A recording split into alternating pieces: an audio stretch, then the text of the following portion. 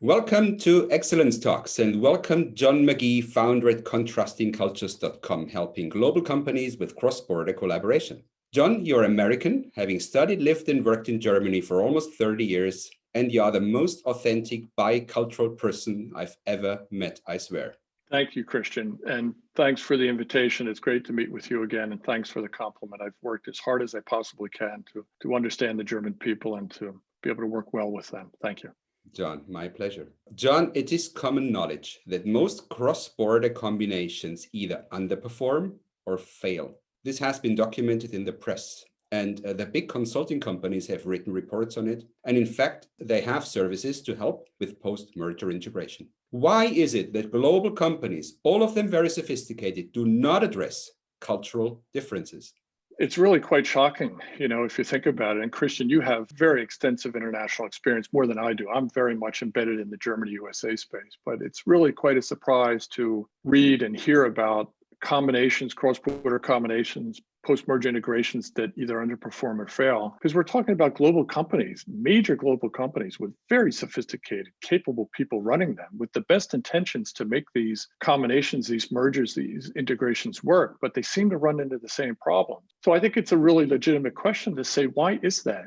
I have a couple of explanations. It's not taught at the universities. It's not taught in MBA programs, and it's not taught in executive education that there are differences between cultures and that the differences are in foundational areas. They don't, you can look at the curriculum online of Harvard Business School or Stanford or the University of Pennsylvania or the University of Mannheim or St. Gallen or INSEAD, some of the best business schools in the United States and Europe. I can't speak for Asia, but you won't see them approaching these topics. So it's not taught. The second point is, I think, political correctness is in play. Now, this has been a strong movement for at least 20 years. So we're all hypersensitive about making statements about people or cultures or ethnic groups. So I think there's a natural hesitancy and an understandable one in global organizations to say, we don't want to talk about the Germans or the Americans or the Chinese. I understand that. So that's a reason. Another reason is, and we spoke about this in the previous interview, there's a tendency among many people to say, oh, come on, John, people are people. We're all human beings. It doesn't matter whether you're French or German or American or Chinese or Indian. Let's just all work together and build better cars or better chemicals or make better financial products. Let's not talk about culture. People are people. I think it's naive and it's wrong. And I think it's one of the main reasons why global companies don't address these differences.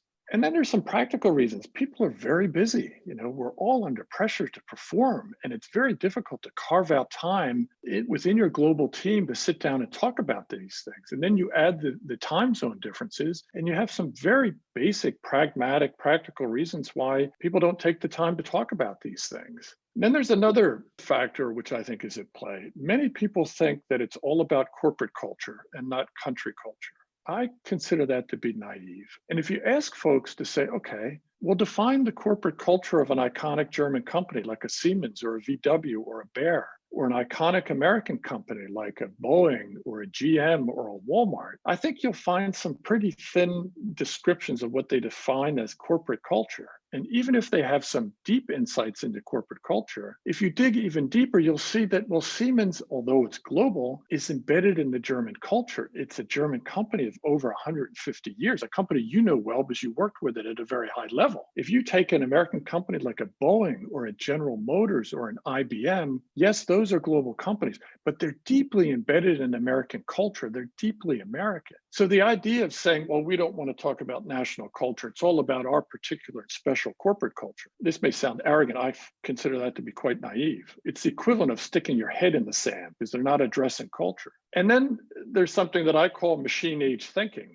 Now, you're a physicist, you're a PhD physicist, you know technical people much better than I do. I'm a historian by training. But I think a lot of people try to run companies as if they're machines. And frankly, a lot of companies are run by engineers and technical people. They see organizations, they see the interactions between people as if they were similar to machines. Well, Christian, we're not machines. And companies are not machines. Companies are collectives of human beings who are trying to do things together. They're more organisms and families than they are machines. So for people who are stuck in machine age thinking, engineering, finance, accounting, Six Sigma experts, whatever the newest performance fad is, they're not inclined to think at a deeper level, a more sophisticated level, which is, well, how do Germans fundamentally define what makes for a good product? How do Americans define rapid response time to the needs of the customer? What does it mean to persuade effectively in the Chinese culture or in the French culture or in the Indian culture? These are complex questions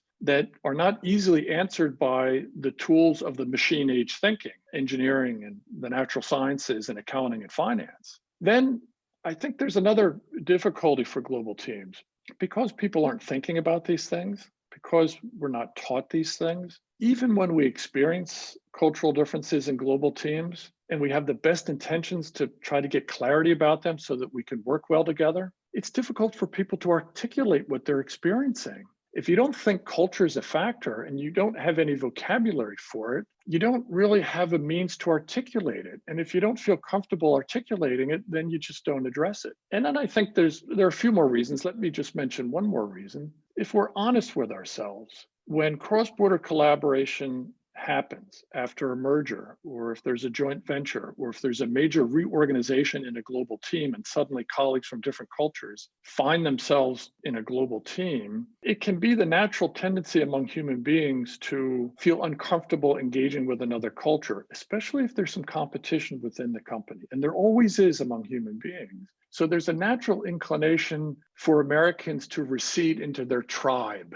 It's we Americans against those Germans because they bought us, or it's the Germans who are receding into their tribe as Germans against the Americans because they bought our company. And when you're in that kind of an atmosphere, there's very little inclination or desire to open up to each other and say, look, how do you guys fundamentally do things? And can we explain to you how we do things?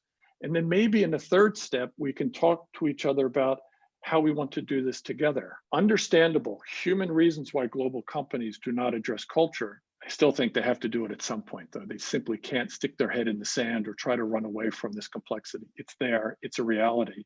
It has to be dealt with, and it can be dealt with in a very effective way. John, if this is all true, then global companies have a serious blind spot. Do you also see this as a blind spot? I think it is. Now, global business is very complex, so I won't pretend to know all the facets of global business. I know my piece, but my piece is a pretty foundational piece. And I've seen it across all sectors in the Germany, USA space, large companies, small companies. I've worked at all levels in companies, and I've recognized the patterns. And I think it's a very serious blind spot. And I think it goes back to the original question of this interview, which is, why is it that most cross-border combinations either underperform and fail? Well, it's not a lack of expertise in subject matter. It's not a lack of expertise in managing organizations or setting up internal processes. It's not a lack of resources to hire external consultants like yourself to come in and tighten up processes and improve how things are done. All of those resources are there, yet nonetheless, most cross-border combinations, most cross-border teams and global organizations either underperform or fail. I think, frankly, it's based on culture, and it's this what we call a blind spot. And it's a blind spot because these companies, as we just discussed, are not taking a serious approach at addressing this.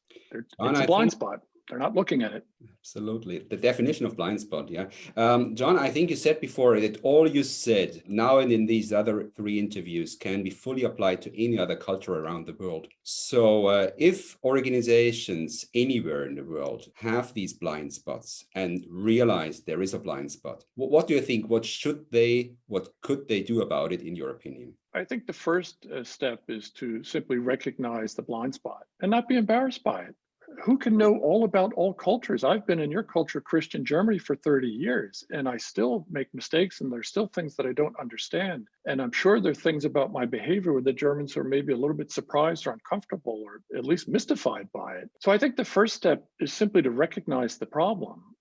And the problem is our cross-border team is not performing as effectively as we thought and hoped. Okay, that's fine. Well, let's look at possible reasons for that. And I think when companies do that, they should consider what I call the third explanation. What typically happens when colleagues in cross-border teams don't work well together, when they don't collaborate well, they usually have 2 explanations with various variations and permutations, but it's basically 2 explanations. The one is, our colleagues on the other side of the ocean, Germany, USA as an example, they're just not up to speed about how to do good engineering work. We're just better engineers and they're operating and doing things the way we did 5 years ago.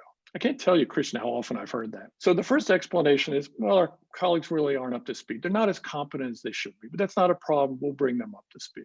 That's one explanation. The other explanation is they're not really willing to collaborate with us. They're irritated because our company bought theirs, or we have a bigger budget, or the team lead is from our culture, not from theirs. And they're just not willing to collaborate with us. They're being stubborn or difficult. So you have those two possible explanations, incapable or unwilling.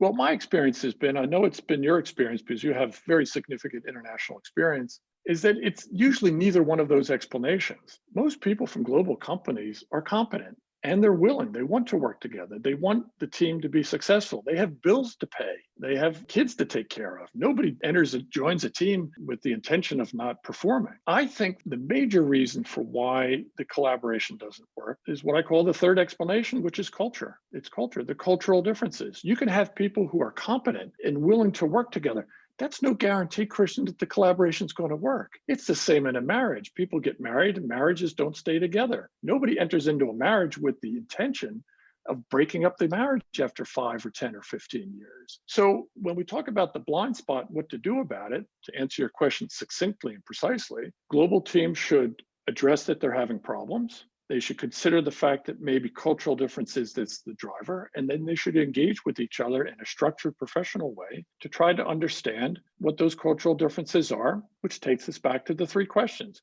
Where do we differ in how we think, therefore, and how we work? Question one. What impact or influence do those differences have on our collaboration day to day? Question two. And three, what do we want to do about it? How can we manage these differences so they work for us instead of against us? Question three. This is all doable and it's very necessary.